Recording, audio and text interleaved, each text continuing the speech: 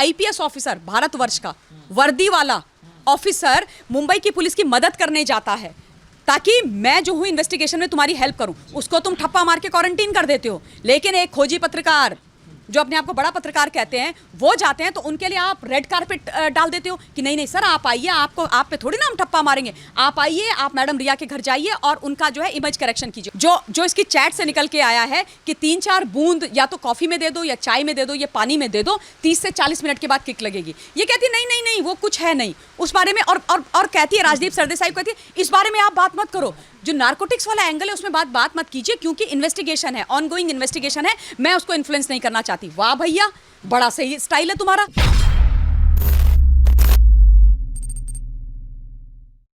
देखिए, जहां तक इस इंटरव्यू का सवाल है जिसमें इतना महिमा मंडन रिया चक्रवर्ती का किया, सबसे पहला मेरा प्रश्न है इस इंटरव्यू के टाइमिंग पर। मतलब जब उसके ऊपर नारकोटिक्स का, ड्रग्स का सारे जो आक्षेप हैं वो सामने निकल करके आ रहे हैं, ईडी ने उसकी सारी चैट, व्हाट्सएप चैट रिट्रीव करी है जिसमें एक से बढ़िया एक मतलब सनसनीखेज खुलासा हो रखा है कि इस लड़की ने ड्रग्स मंगाने से लेकर, ड्रग्स खाने से लेकर सारी बातें वो अपने दोस्तों के साथ कर रही है। किसी से, कोई उसकी दोस्त है मैडम खंबाटा, वो कहती है भुवनेश्वर की वीड बहुत अच्छी है। वो जो लड़का क्या नाम है दीपेश सावंत, वो कहता है कि 2 बैग हमारे पास आ गए हैं, अगर तुम्हें चाहिए तो जल्दी से बता दो। इस तरीके की जब कहानी सामने आती है और ये पता चलता है कि 2017 से ये लड़की जो है ड्रग वाले बिजनेस में थी, ड्रग्स ले रही थी और गौरव आर्या जो ड्रग पेडलर है उसके साथ इसके संबंध थे, तो तुरंत उसके बाद इसका ये मैसेज, ये इतना बड़ा लंबा चौड़ा 2 घंटे का इंटरव्यू आ जाता है मिस्टर सरदेसाई के साथ। इससे हम क्या समझें कि आप जो ऑनगोइंग इन्वेस्टिगेशन है उसको आप इन्फ्लुएंस करने की कोशिश कर रहे हो, या इमेज करेक्शन आपके जो आका जो आप लोगों के पीछे हैं, अब वो कोई भी हो सकते हैं, वो राजनेता भी हो सकते हैं, वो बॉलीवुड के बड़े बड़े लोग भी हो सकते हैं, उन सब ने अब तुम्हारी PR एजेंसी लगा करके इन लोगों से, जिन्होंने जिन पत्रकार ने ये बात बोली थी बाय द वे कि वो he was not such a big star, वो व्यक्ति तो पहले से ही बायस थे, उन्होंने तो पहले से ही सुशांत सिंह राजपूत का डिसाइड करके रखा हुआ था कि सुशांत सिंह राजपूत की मौत हो गई, ठीक हो गया, क्यों जनता प्रश्न कर रही है और क्यों मुंबई पुलिस के ऊपर प्रेशर पड़ रहा है, वो तो इतना बड़ा आदमी था नहीं। मतलब इनके हिसाब से अगर कोई बड़ा आदमी हो तो उसकी मौत और हमारी आम जनता की मौत का कोई लेना देना नहीं। ये तो वाली बात हो गई ना कि इनकी खांसी और हमारी खांसी कोविड, ये तमाशा इन्होंने लगा करके रख दिया है। अब तो ये कहानी चलने वाली है नहीं।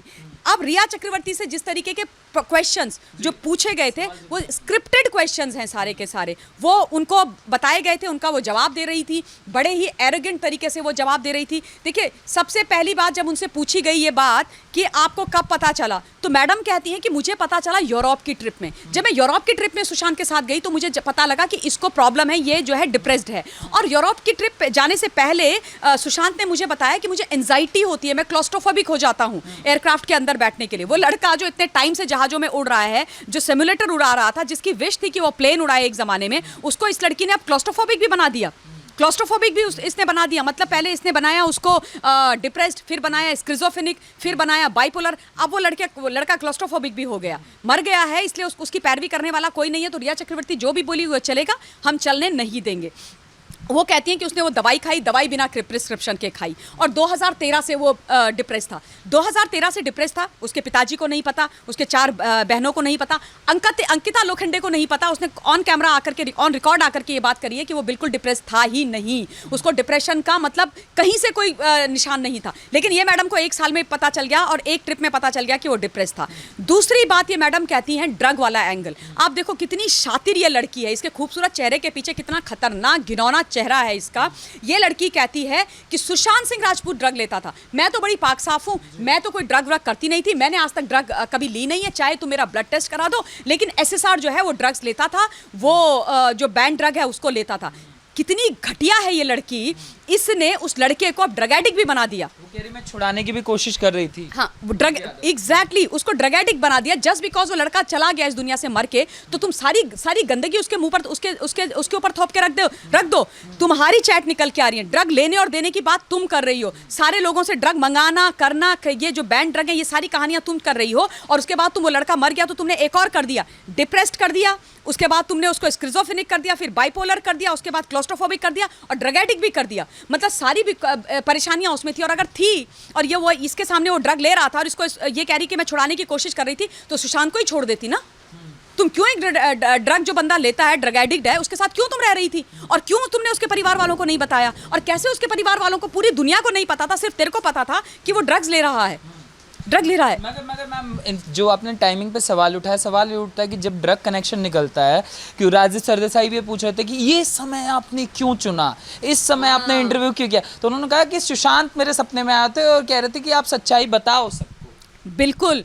मेरे को इतनी हंसी आई इस लड़की के ऊपर। अगर ये सोचती है कि ये बहुत शातिर है, ये बहुत इंटेलिजेंट है और ये अपनी इमेज करेक्शन इस तरीके से कर सकती है और हम सबको इन्फ्लुएंस कर सकती है, तो ये बहुत बड़ी गलती कर रही है। क्योंकि इनका जो त्रिया चरित्र वाला चेहरा, माफ़ कीजिएगा ऐसे शब्द किसी महिला के लिए, किसी लड़की के लिए मुझे इस्तेमाल नहीं करने चाहिए, लेकिन मैं कर रही हूँ जितेंद्र, सारी चीज़ें देख करके। जिस तरीके का चेहरा इसका सामने आ रहा है, कहती है कि मैंने ये समय इसलिए चुना क्योंकि SSR मेरे सपने में आया। वाह भैया, SSR अपने पिताजी के सपने में नहीं आया, जिस बाप ने उसको पैदा किया। 4 बहनें जिन्होंने उन माताजी के मरने के बाद उस बच्चे को, बहनों का और माँ का प्यार दिया, उनके सपने में नहीं आया। उनके जो क्लोज लोग थे उनके सपने में नहीं आया। किसके सपने में आया? ये जो नामजद है, जिस पर FIR है, जो उसकी जो है प्राइम सस्पेक्ट है, जिस पर हत्या का आरोप लगने वाला है, वो उसके सपने में सुशांत सिंह राजपूत आता है और कहता है कि तुम जाकर के इंटरव्यू दो और दुनिया को बताओ कि हमारा आपस में कितना बढ़िया रिश्ता था, तुम मुझे कितना प्यार करती थी, तुम अपनी इनोसेंस प्रूव करो। मतलब ये क्या, ये कोई एकता कपूर की क्या फिल्म चल रही है? कोई एपिसोड चल रहा है जिसमें ये लोग जो कहानी सुनाएंगे और हम मान जाएंगे? मतलब मैम, जो सवाल है वो पत्रकारिता पे भी उठते हैं। जिस तरीके से इंटरव्यू हुआ,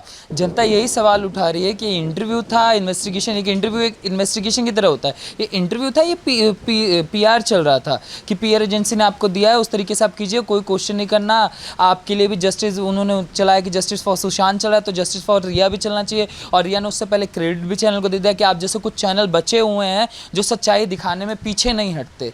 तो किस तरीके की पत्रकारिता भी चल रही है, इस पर भी सवाल उठने चाहिए। देखिए, पत्रकारिता तो ये, जिस मैंने शुरुआत में ही बोला कि जिन पत्रकार महोदय ने ये इंटरव्यू लिया वो तो बहुत बायस्ड हैं। वो पत्रकार हैं, वो जो मिस्टर सरदेसाई, वो जो अपने आप को बड़ा पत्रकार कहते हैं, वो पत्रकार हैं। जब दिल्ली के अंदर दंगे होते हैं जितेंद्र, तो उनको दिल्ली के दंगे सही दिखाई देते हैं।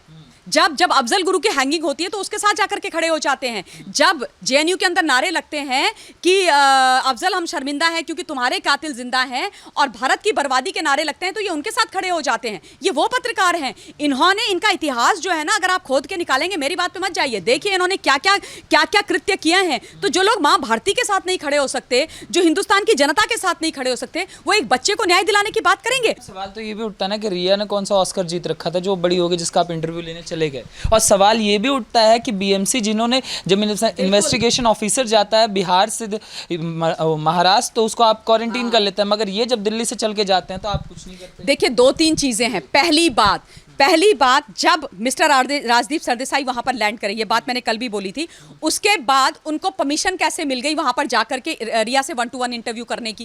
कैसे चलेगा? फिर उनको क्वारंटीन क्यों नहीं करा? उनके हाथ पे ठप्पा क्यों नहीं लगाया गया?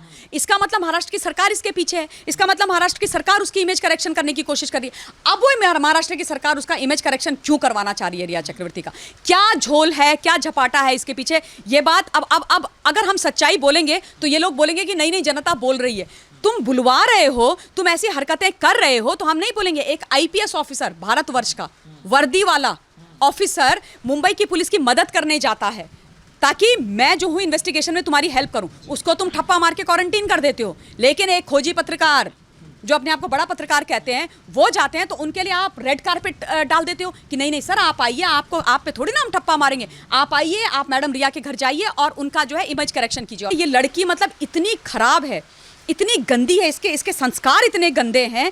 कल ये बोलती है कि मैं उसको कोई ड्रग्स नहीं देती थी। जो इसकी चैट से निकल के आया है कि 3-4 बूंद या तो कॉफ़ी में दे दो या चाय में दे दो या पानी में दे दो, 30 से 40 मिनट के बाद किक लगेगी। ये कहती है नहीं वो कुछ है नहीं उस बारे में। और कहती है, राजदीप सरदेसाई कहती है इस बारे में आप बात मत करो।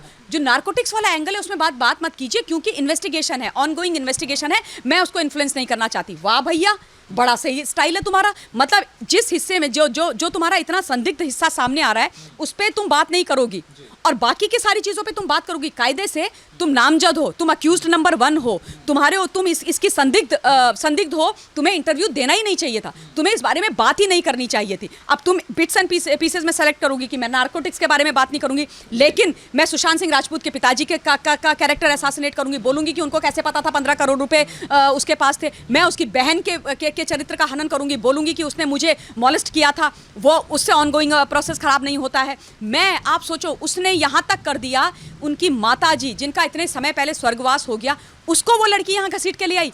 कहती है कि सुशांत को डिप्रेशन अपनी माँ की वजह से था, वो अपनी माँ की मौत के साथ कोप नहीं कर पा रहा था, इसलिए वो डिप्रेस था। शर्म नहीं आती इस लड़की को? डूब के मर जाना चाहिए इसको चुल्लू भर पानी में। अब अगर मैं ऐसी चीज़ें बोलूँगी तो ये कुछ लोग जो है इनके चमचे, वो बोलेंगे कि ममता काले ऐसी बात करती है।